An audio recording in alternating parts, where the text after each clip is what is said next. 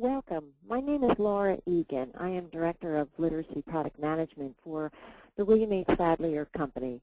And today I'm going to talk about how to master the English Language Arts Common Core State Standards with Progress. Progress is our brand new English Language Arts program that we have built in order to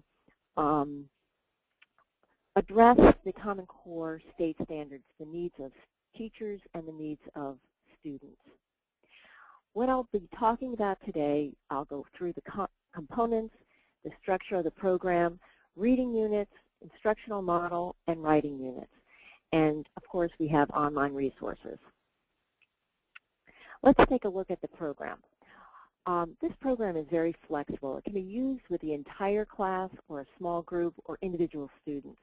So however you have your classroom set up and however it feels comfortable best for you to use your teacher's expertise with the Common Core State Standards. You may be using a core program or you may be using this supplemental program as a springboard for your core program. So in any event, it is flexible enough to use with different student groups. What's very different about our program is that it includes instruction and practice for every Common Core State Standards for English Language Arts. Now that's really important when it comes to the student. The student needs to see the instruction over again, to see and to reflect back what is it that's being asked of them to respond to, especially if they're responding to text, and to have practice with each one of these standards so that it really can be ingrained in their learning and that they are practicing for ownership of the standards. Common Core Progress also prepares students for the new assessments. So whether you're using one of the consortium assessments, PARC or Smarter Balanced, or whether you're using a state assessment, or even Terra Nova's or Iowa Basic Skills.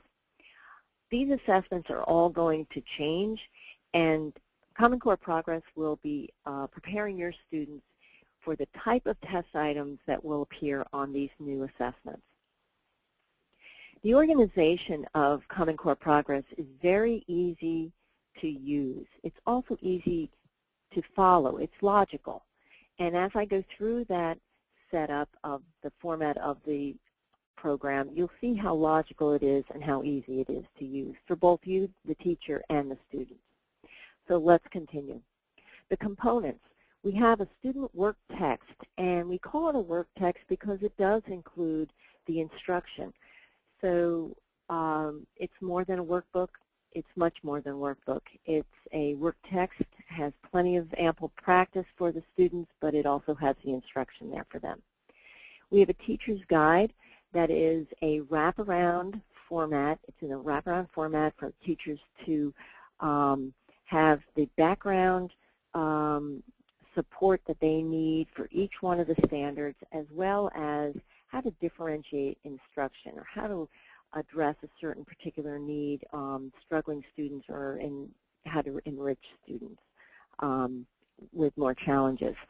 The teacher's edition is also annotated, but because we have a lot of writing for the writing standards and response to text, we just suggest what would be an appropriate answer.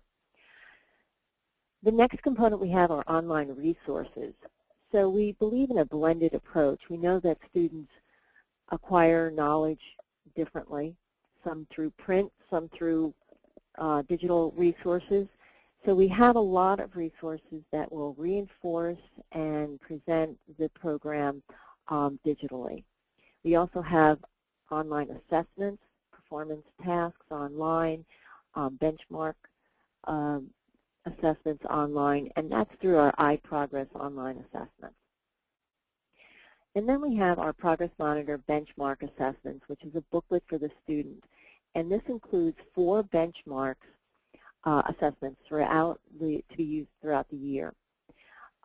It's important to understand that these benchmarks cover 100% of the English language arts standards So if you use one in the beginning of the year, you're going to have a real good idea how well your students understand these standards at the beginning of the year, and then you can focus your instruction accordingly to their, to their needs.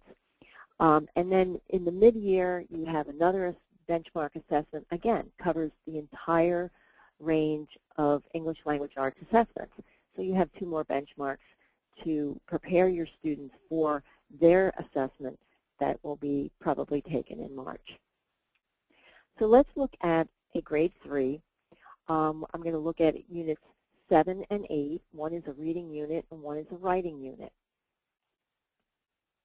This is a table of contents, and as you can see, there are 11 units in all.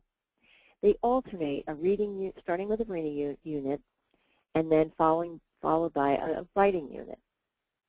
The reason why we do this is because we have reading standards that cover an awful lot of skills and standards that need to be addressed in each of the grade levels. And then in the writing, we have particular skills that have to be addressed. And the shifts in learning, we need to address more informational text in our reading and our writing. So what we've done is we've chosen the reading and writing units to incorporate all of the English language arts standards. So you will see the language standards in both of these units, types of units, and you will also see speaking and listening in the writing unit. So let's take a look at the reading units. The way that they are organized is very logical. We use both types of text, reading literature and reading informational text, to explore the different topics of the reading standards. For instance, key ideas and details, the topic in the reading standards. Then in units 1 and 3, those 2 ideas, those 2 topics are practiced with reading literature and reading for informational text. Units 5 and 7 are reading literature and informational text with the topic of craft and structure. And then units 9 and 11, using the same types of text, we cover the integration of knowledge and ideas topics. The last topic in the reading standards is the range of reading text. And now that is woven throughout each one of these reading units because we use different types of text. In the literature, we use poems, we use fables, we use myths, we use narratives, fictional narratives. And in the informational text, we use science topics and social studies topics and how-to, explanatory, informational. So we go through the whole range of topics through each one of these units. Let's take a closer look at Unit 7, Reading Informational Text with the topic of craft and structure. So I've kind of expanded this unit, and we see that the craft and structure is our focus. Each unit begins with a progress check and a home connect. Now I'm going to go through what the meaning of all these are and give you examples of these from the books in just a moment. But let's just go through what is in each of the units. So we have a progress check, which is a self-assessment for each of the students, and a home connect to keep the parents involved and to have that connection with the home so that the parents or the family members at home can understand what the standards are all about. Then we have an essential question, which actually focuses the instruction and the learning around a big idea.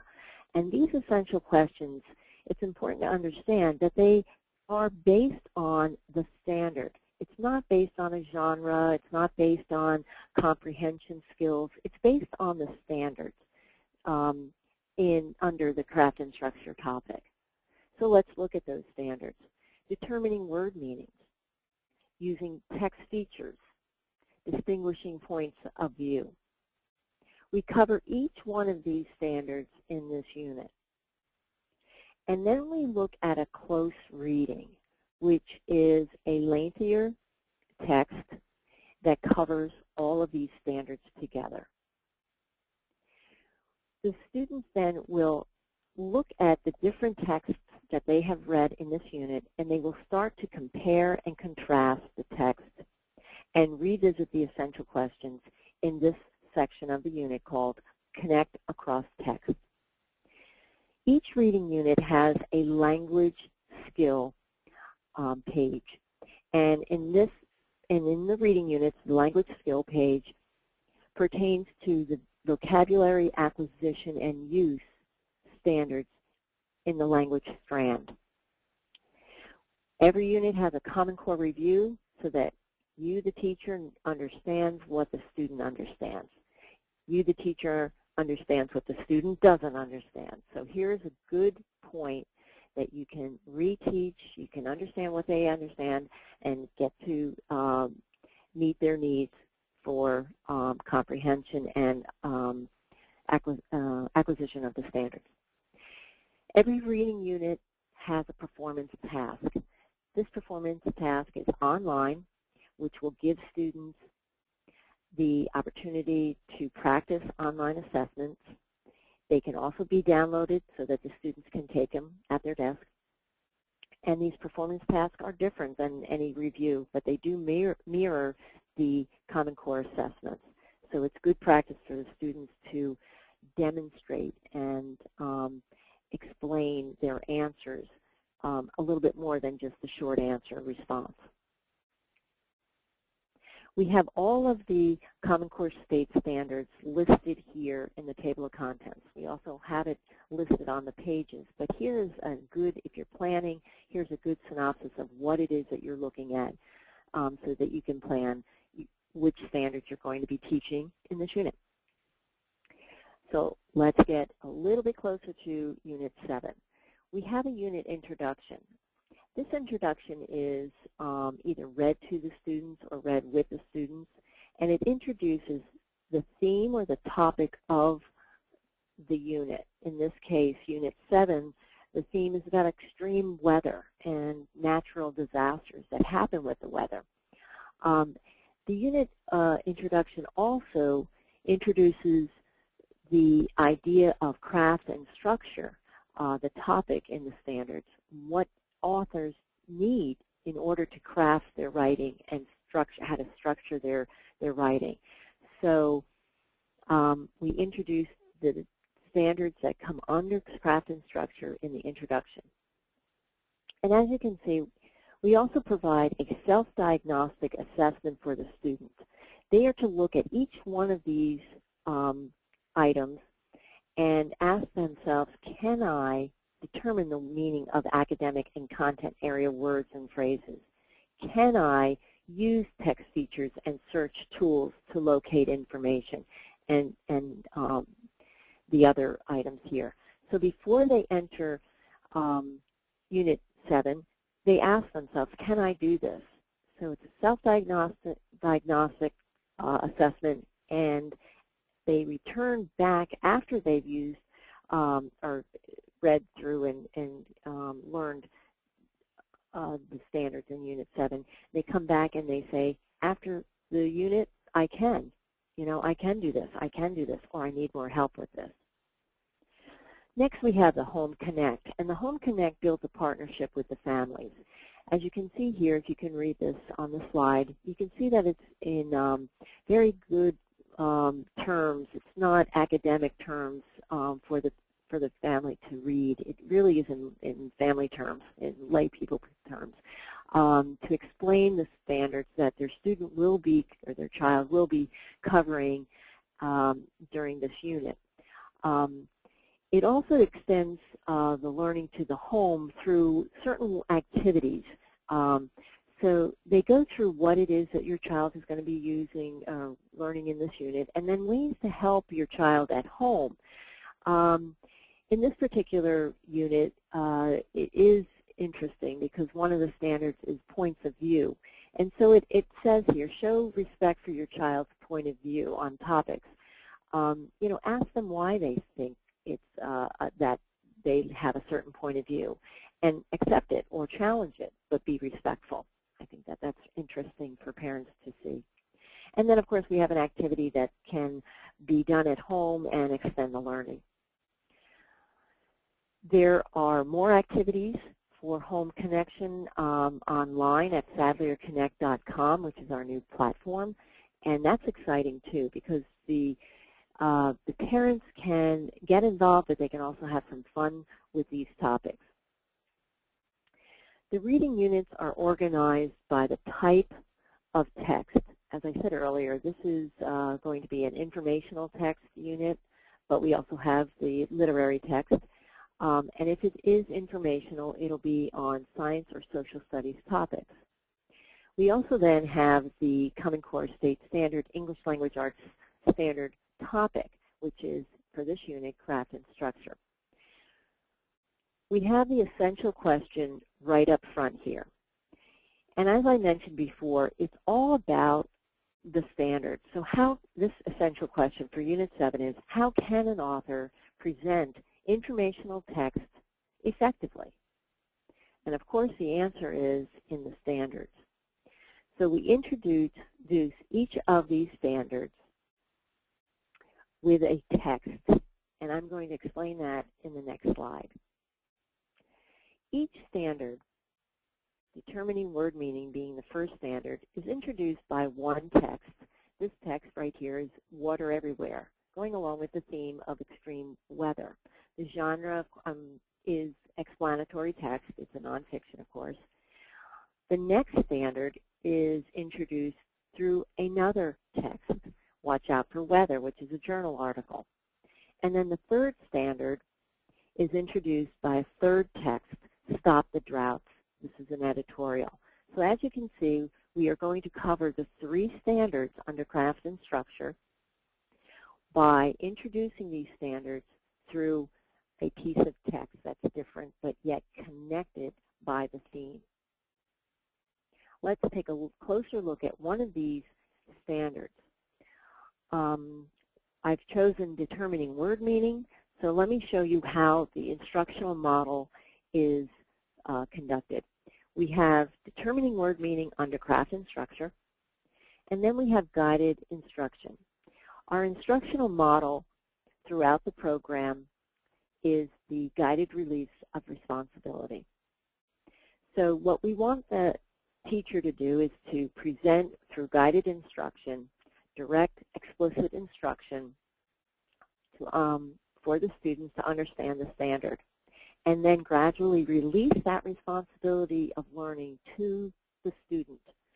So the next, of course, this is the beginning of the text, Order Everywhere. The next step in the instructional model would be guided practice, where the teacher and the student are working together. And then the third step of the instructional model is independent practice. So we have one text that is continued with each of the steps in the guided release of responsibility instructional model. Let's go through the second standard using text features. We have guided instruction. We have our second text. Of course, the students are learning more about extreme weather.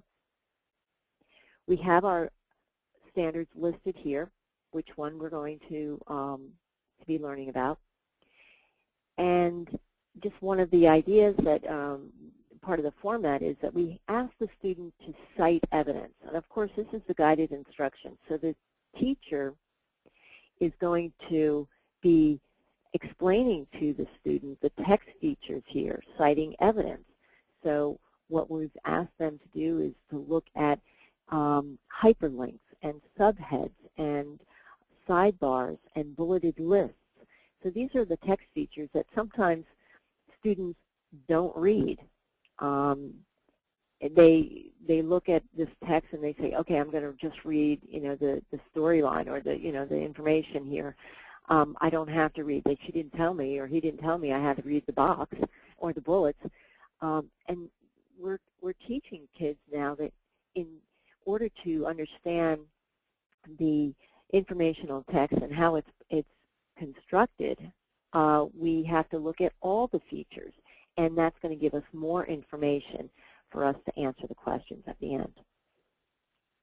Our next step is the guided practice. This is where the teacher and the student work together, the we do it step. And then the third step is the independent practice, where the student does it all by themselves independently. Our third standard in this Unit 7 under craft and structure is distinguishing points of view. We go through the first step of the instructional model, guided instruction. We have a third text, Stop the Droughts. The genre is editorial. So again, we're continuing the theme of extreme weather, and they're getting more, they're building their knowledge level on this scientific topic, and they're also getting a focus on this standard. We begin with words to know. So these are academic words. These are words that they will come in context in their science and across the in other areas as well, but basically in their science area. So we want them to understand them and see them again in the text. Our second step is guided practice. We always have a comprehension check at the end of every instructional step. So we want to make sure that the students understand what it is, the content of what it is that we are introducing them to. The questions here mirror the questions of the assessments for the Common Core State Standards. They're often asked to go back and cite the evidence where they found the answer. And of course, a lot of times they have to infer the answer. And the third step is the independent practice. After the three standards have been introduced and studied and focused on, we come to the close reading section of the unit. And this is where they will read a lengthier piece of text. It's nonfiction here, and it goes along with the same topic of extreme weather. In this case, it's about the Dust Bowl. I think this is really clever because it crosses the science of extreme weather topic, and it also is a part of history. It's a part of our American history that it affected the socioeconomic development in this area of our country. It affected the farms, and people moved and emigrated to the west, mostly to California. So, I mean, it's part of our history, and the Common Core State Standards want students to learn about different times in our history, not only at a certain time. So, as we've covered the extreme weather, we also go back in time and we say there have been natural disasters that have really upset, you know, our citizens, but also, you know, have gone down in our history books. So in the close reading, we get a chance to read closely, to answer the questions, to go back and cite the evidence. And then these are examples of those types of questions. They are always asked to support their answer where they found it in the text. Our next section is connect across text. And this is where we ask the student to choose 2 of the 4 texts that they have read and to compare them and contrast them. What are the similarities? What are the differences? We also we study the different types of informational texts there as well. But we also ask them to return to the essential question. How can authors present informational text effectively? And they're asked to go into their small groups or as a class to discuss this, but they have to come prepared. And we will cover that preparedness for small discussions in the speaking and listening skills lesson in the writing unit. But here we do go back to the essential question, and we want them to answer it by saying, yeah, I learned this through learning about the standards. So the language standards are taught in the reading units, and these language standards are the vocabulary acquisition and use standards, as I said earlier. They cover looking at the word and because we're not only addressing new vocabulary, but how to unlock the meaning of unknown words. So we have to look at the word, inside the word, and outside the word. Looking at the inside the word is looking at the prefixes, the root words, the suffixes. What do they know about the word that they can pull apart to help them understand what the meaning is? Looking outside the word, we have strategies that we help them build to look at context clues in either the sentence level or the paragraph level. What I want to mention here also is that if you see my cursor, we introduce these skills, these language skills, by the the gradual release of responsibility model. Guided instruction, guided practice, and independent practice. And this is where it's brought together as a class, a whole group, and then eventually to independent practice. The Foundational Skills Handbook.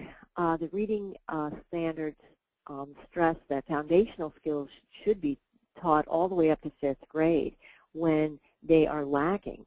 And a lot of times the 3rd through 5th grade reading series don't have the foundational skills available. What we've done is we put a handbook in the back of each of the Common Core Progress 3rd through 5th grade student editions, which they can always go back to. The teacher can do a lesson on these skills, or they can also just be a reference for the student. In grades K1 and 2, the foundational reading skills are in the actual student book. So it's only in the grades 3, 4, 5 will you find that the Reading Foundational Skills Handbook will be in the back of the book.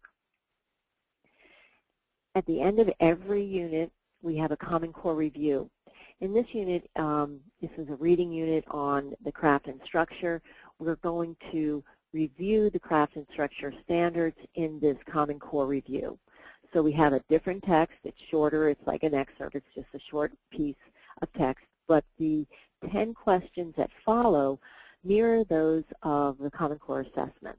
And what we want students to do and understand is that there are going to be different types of questions: multiple choice, short answer, extended response. So we want them to have this practice of exposure of these different types of items. And also there are critical thinking skills here. They have to go back and they have to infer what the answer is. It may not just be the words that is in the line, but that's what gives them the clue of what the answer is.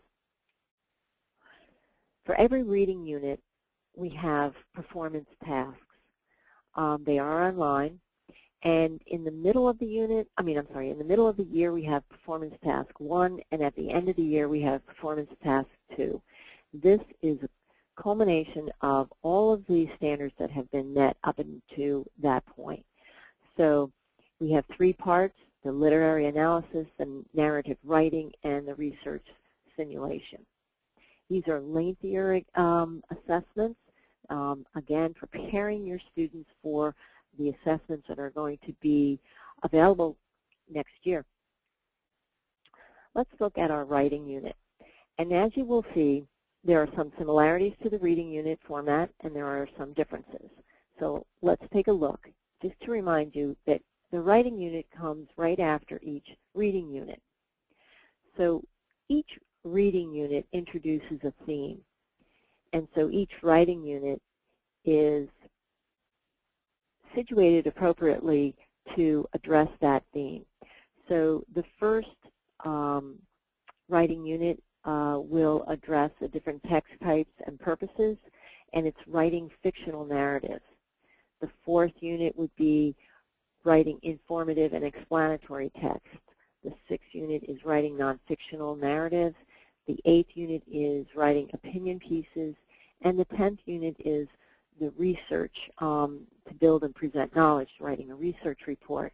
So as you can see, we're covering all the 3 different types of writing: the narrative, the informative explanatory, and the opinion or the argument. In the upper grades, they call it argument. Because we're looking at a 3rd grade book, we call it opinion. And then we also look at the research writing standard. Now, the last writing standard is range of writing, types of writing. So again, what we've done is we've woven that through all of these units. So let's take a look at the writing unit. I've used Unit 8 because we used Reading Unit 7, and I want to show you how they align to each other. So we have a progress check and a home connect. It's just like the reading units, and the essential question.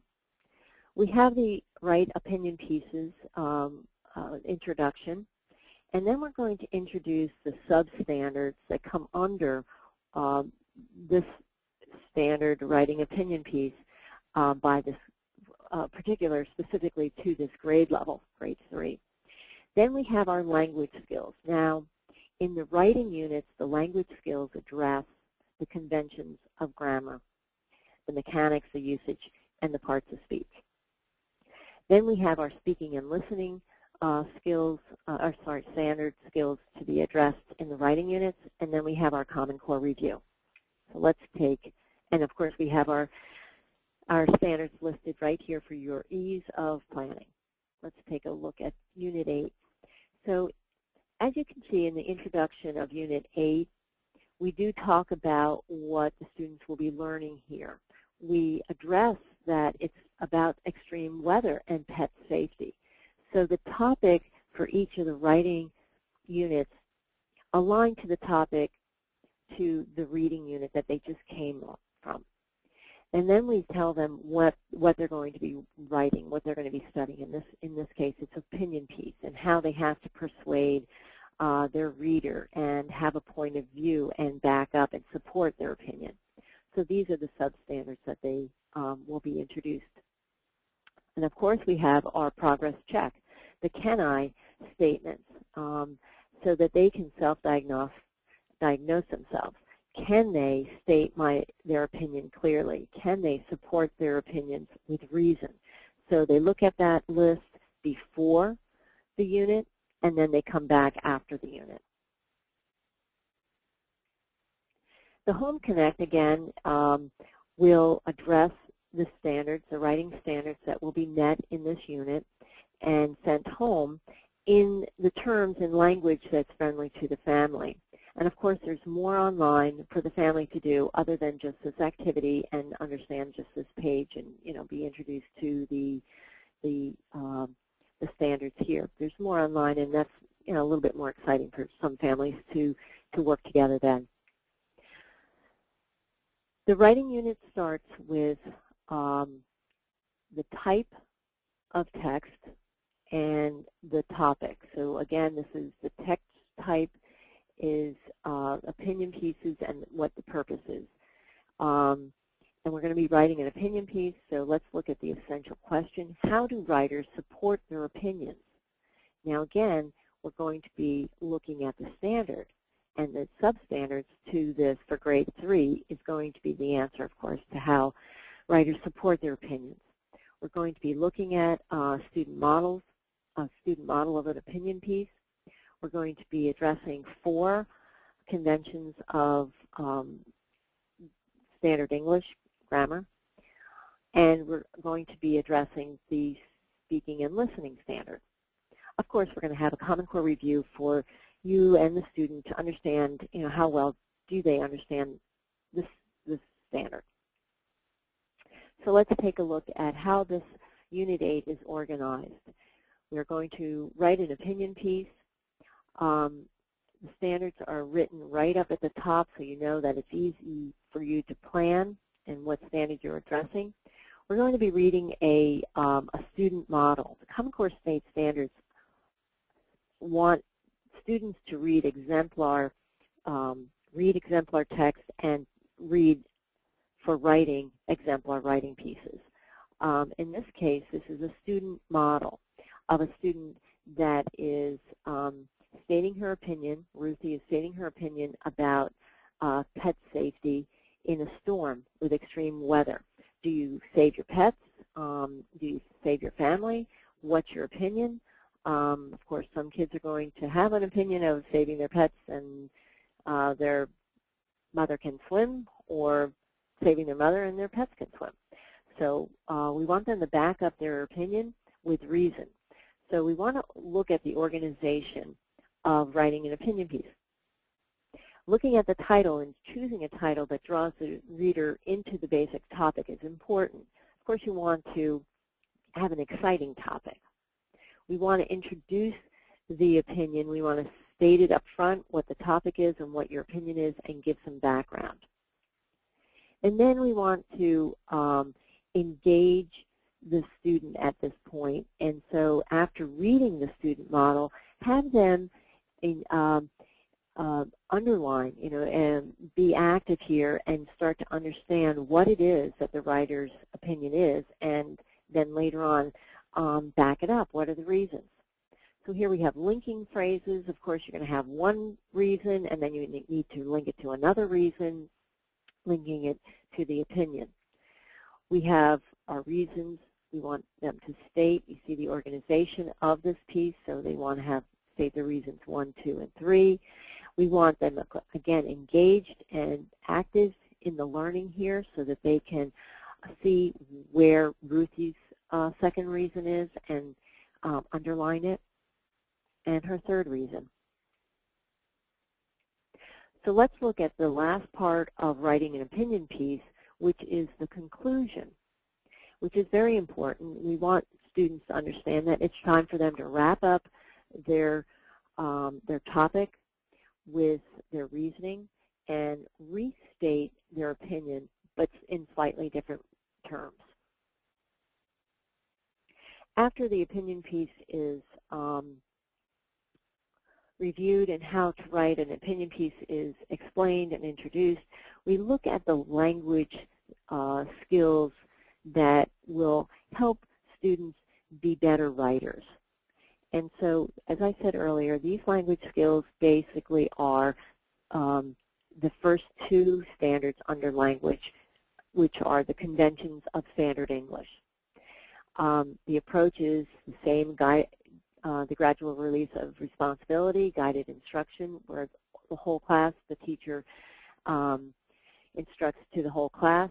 Then the guided practice, where the teacher and the class come together and they work together, and this can be done on whiteboard. And independent practice, where the student is now independently working on their own. Following the language skill lessons, we have the speaking and listening. And what's important here is that the students understand the process of speaking and listening. It's not just speaking clearly using correct grammar, but it's also preparing for your discussion. And as I mentioned in the writing, when we were reviewing, the reading unit, they are to come prepared to discuss about the essential question in the Connect Across Text section. So here is where they're going to learn, and it's going to be reinforced of how do I come prepared, following agreed upon rules for discussion. And maybe you as a teacher have to explain these rules, how you want your class to follow, what rules you want your class to follow for discussion. So what I would recommend is that this piece right here be put into the student's writing book and put on a bulletin board so that they can always look at it to say, yes, I'm prepared. I am going to stay on topic. I'm not going to interrupt others, and stay within these rules. Other speaking and listening skills go along with them preparing for discussion. So preparing for them to listen and to speak when it's their turn. Most of what we present, whether it's in a small group or whether it's a formal presentation, is what we write. So that's why we have the speaking and listening standard skill lessons in the writing unit. It's preparing your students for their presentation of their ideas. At the end of every writing unit, we have a Common Core review, and what this is about is really writing an opinion essay on their own. So they've read a student model of an opinion essay, they've broken it apart, they've figured out and practiced on some activities, but now here's where they have to create their own opinion essay. We have a writing handbook at the back of every student book from grades K through 8. And here it will go through the different process of writing. And as you can see, the step 1 is planning, step 2 is drafting, then revising, editing, and producing, publishing, and presenting. And you know that the best written piece has been revised several times, but of course the student doesn't know that. So the process of writing has to be ingrained in them, and they have to have practice. So our writing handbook gives them the process for writing and the practical parts of writing as well. The Common Core Progress online resources live on our new platforms, sadlierconnect.com. Here we are excited about our new platform because we can have resources here for teachers, for students, and for parents. We also have a message system that that's available for teachers and parents to talk and for teachers and students to talk. We have correlations available for each of the grade levels and to the Common Core State Standards, and what you'll find is that they are 100% aligned. This was built for the standards. This is a program that is going to, it addresses every standard, but it also addresses the assessment needs as well. But beyond teaching for a test, the Common Core Progress program helps students to understand what the standards are all about, and so they will retain that knowledge for a longer period of time. You can preview the series, this program, at www.sadlier.com/preview-CCP. That's Common Core Progress, CCP. And there you'll see 2 units, a reading unit and a writing unit. And if you have any questions, you can ask us right on that site, and you can request the sample as well. So I want to thank you. Again, my name is Laura Egan. I'm Director of Literacy here at Sadlier. And if you want to contact me, please contact me through email at legan@sadlier.com. So I want to thank you for joining us today, and please let us hear from you. And if you do need a sample, you would like to request a sample, go back to the preview site. That's www.sadlier.com/preview-CCP. Thank you again for your time. Have a great day.